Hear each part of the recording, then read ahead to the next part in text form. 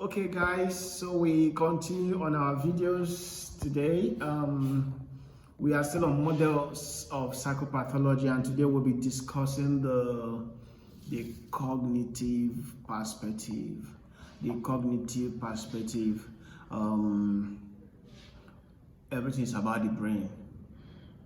Like, there are some things somebody will say. I'm trying to make this very simple. You understand, there are people that will say something, you'll be like, what is this guy thinking? You know, you hear people say, okay, I'm not thinking what I'm thinking. I'm not in that lane and everything. We always understand that people's thought pattern has a role to play in their behavior. I will want to quote the Holy Scripture, the Bible, that says, even where Jesus Christ said, as a man thinks in his heart, so he is. He or she is, right? So that is the assumption or the major thing this cognitive theory is saying. What are they saying? They believe that cognition predicts behavior. Your cognition predicts behavior. What you are thinking, your mental processes, has so much to say about your behavior. I'm sure we understand that very well. I'm sure that most times you see people, some people smiling and blushing concerning a boy or a girl. Sometimes you don't need anybody to tell you that they have a good mindset for that person, or perception, or right, all of those kind of things. What am I trying to say? If it's somebody that you don't like that comes touching you, maybe in your hand, or want to shake you, you frown your face. Your thought pattern, what you feel, the way you think. I'm trying to give that as an example, right? Now, you notice that this theory is simply about thinking. Now, what are they saying about psychological disorders? They are saying that psychological disorder is as a reason of what? Irrational thinking pattern, negative thinking pattern, cognitive biases, distorted thought patterns, disjointed thinking patterns. Oh yes, like on a negative, on not even on a negative, on a like an irrational thinking pattern. Very negative, not very negative. Yeah, negative. When you are persistently on a negative, right? I will discuss that later. Maybe it's even in final, or when we're talking about some of the disorders. But the thing here is extremes in thought patterns. Why I'm not trying to emphasize only on negative is, imagine when a person says, well, there's nobody better than me. Well, which girl wouldn't like me? Which boy wouldn't like me? A whole me, like, right? I'm sure you know that this thought pattern is an inherent predisposition to disorders. For example, what if you comes to a class and you see a guy and you're having this mindset, no guy, no girl will turn you down, right? And the first person you like and you are crushing on the guy, you're like, hi. And the guy was a snob, right? Or the girl was a snob. Well, some guys would want to try again next time, right?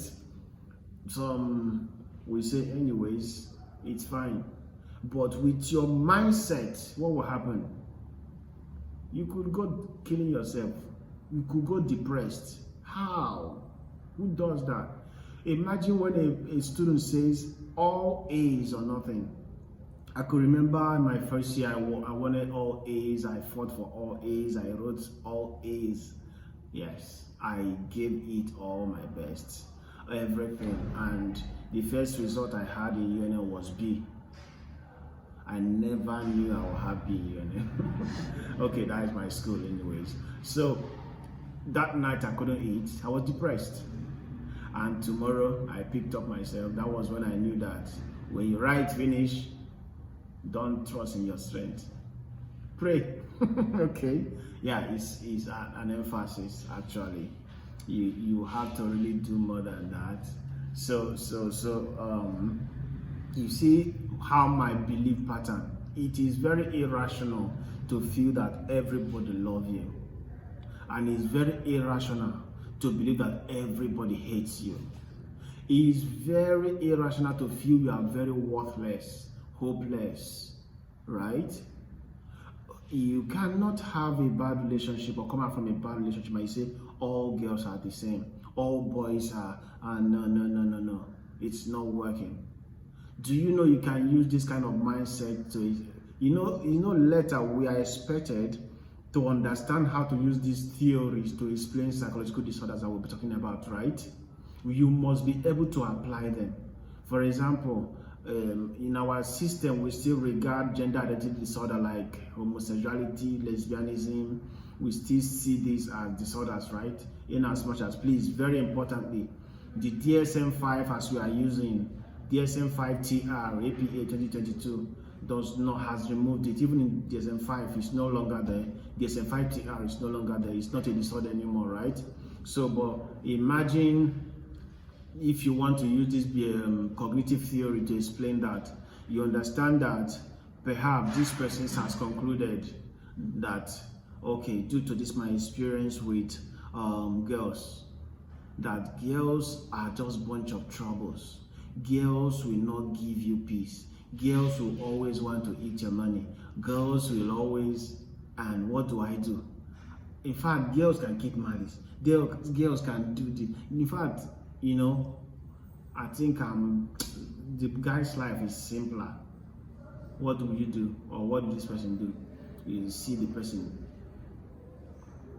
going for a fellow man, right? Okay, so that is just, you see the thinking pattern.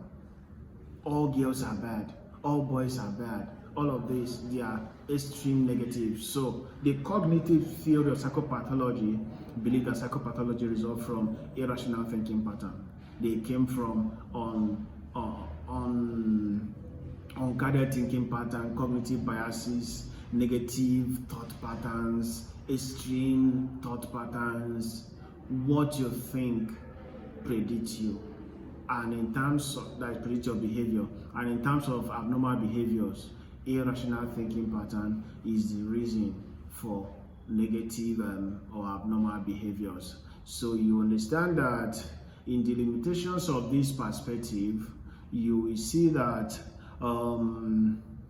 why are they not understanding the role of child experiences? Why are they not seeing that it's not all about your reasoning or your cognitive processes, but these are things you might have learned over the time that might have influenced your behavior? It's an environmental factor, that's behaviorist perspective. What of the role of physiological processes, your body and everything, where biological perspective derives strength or emphasizes on? Some of the theories that I don't know, I will consider that later, but I'm sure it's a final year course. Some of the theories under this cognitive theory is where we see CBT. If you see the social learning theory we talked about before in behavioral perspective, it's also called social cognitive theory. You understand that a child in social learning, the child is watching a person smoke, right? He doesn't, there are cognitive processes. If you are not paying attention to look, you may not learn. You may not acquire that behavior, whether normal or abnormal, right? So you see that there is this interconnection between behaviorist perspective and cognitive perspective, and that's what we call the cognitive behavioral perspective or theories. There are items of cognitive perspective and there are items of behavioral perspective. Yes, so we have some theories like that: the rational emotive behavioral therapy by Albert Ellis, the cognitive behavioral theory also by Aaron T. Beck. In general, all of them are saying that irrational thinking patterns predict abnormal behavior. Irrational thinking pattern predispose, precipitate, and in fact perpetuate abnormal behaviors. That is what they are saying, and that is what this particular theory is emphasizing on. And that is for that theory. Yes, I'll stop it here. I'm trying to make it very specific for what we need when we consider the psychological disorders. So we would continue with other theories later, but first, please, I want to emphasize that we should please remember to subscribe if you have not. Please remember to like and share, and even give us a comment in the comment box. Thank you very much.